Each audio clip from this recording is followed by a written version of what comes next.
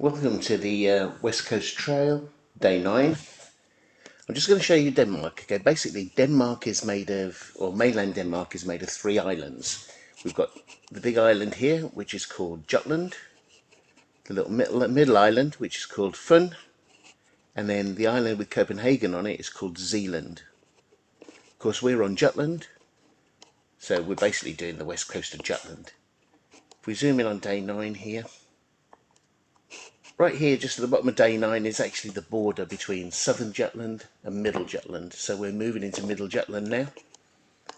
And we're going from where we finished off on day 8 up to a place called Hyvin Sand. It's about 20 kilometres.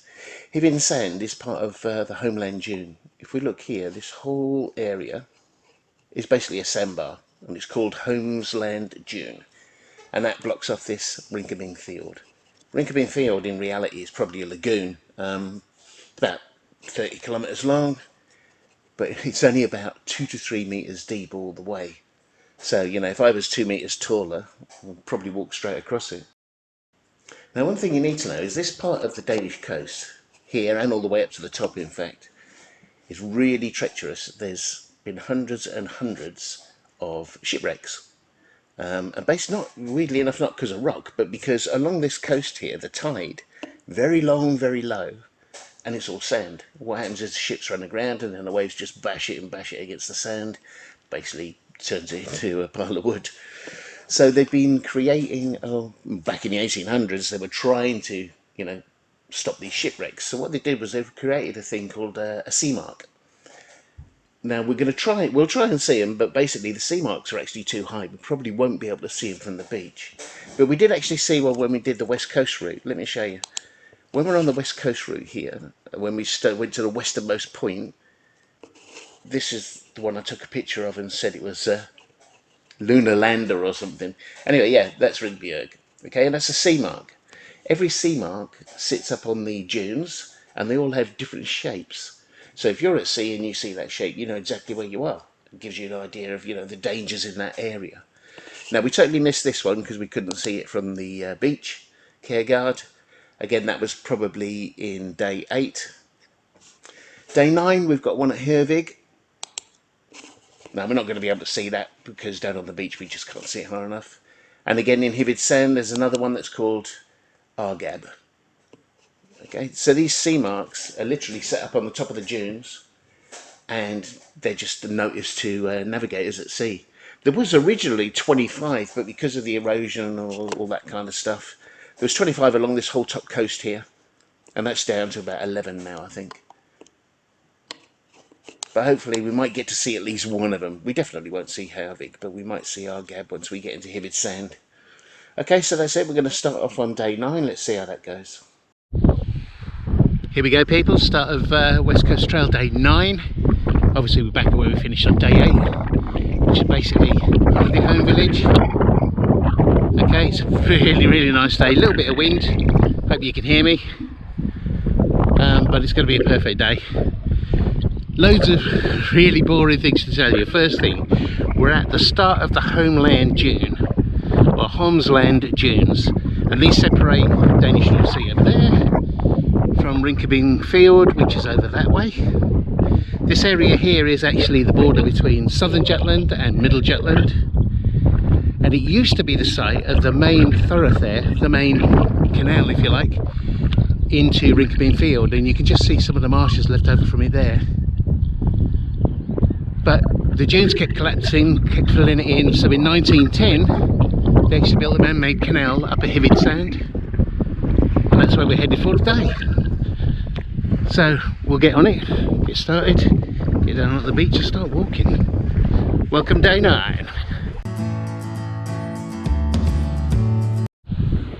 Okay folks, we're about an hour in. As you can see, it's a perfect day. Just a light breeze keeping it cool for me. Let's have a look at this North Sea, absolutely calm. Perfect day.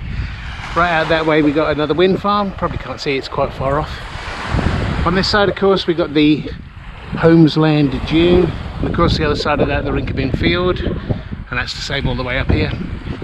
Way up there you can probably just see 3 wind turbines and that is at Having Sand Strand, which is where we're heading for today. So this is what the view is going to look like for the next 3 hours. I am not complaining in any way whatsoever. Going to be a good day. Halfway in now. As you can see, it's still the perfect day. Lane dunes getting taller and taller, although it will tail off as we get towards Having Sand. North Sea is still looking super calm. Out there you can see we're getting closer to those wind turbines, but like I said, that's just outside Having Sand, which is where we're going to stop off tonight. Having Sand, of course, means white sands. Well, I don't have to explain to you why it's called that. Look at this. Okay, onwards.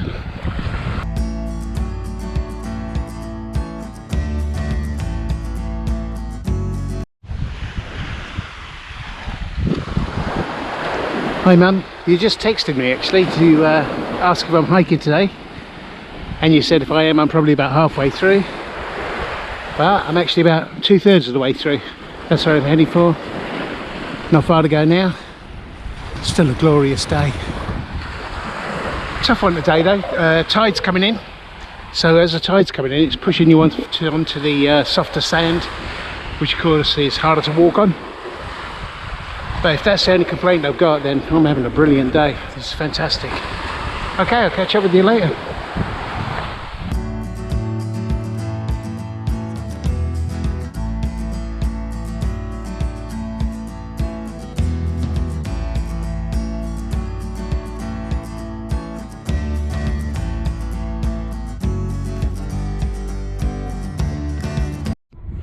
Here we go, gang.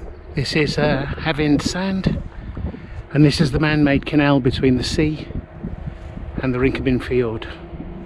Okay, so this was built in 1910 to get a permanent passageway that wouldn't block up between the sea and the fjord.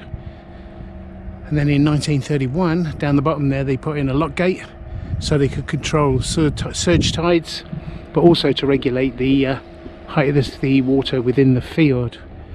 Two major industries here, of course, fishing and offshore wind farms.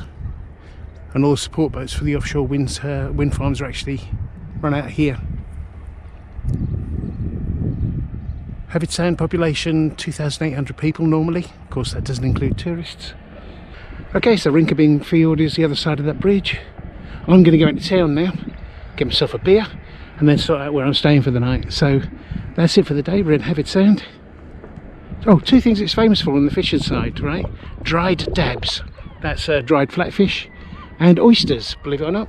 Apparently it's a big oyster place. So let's go see what we can find. Okay, there you go. End of day 9.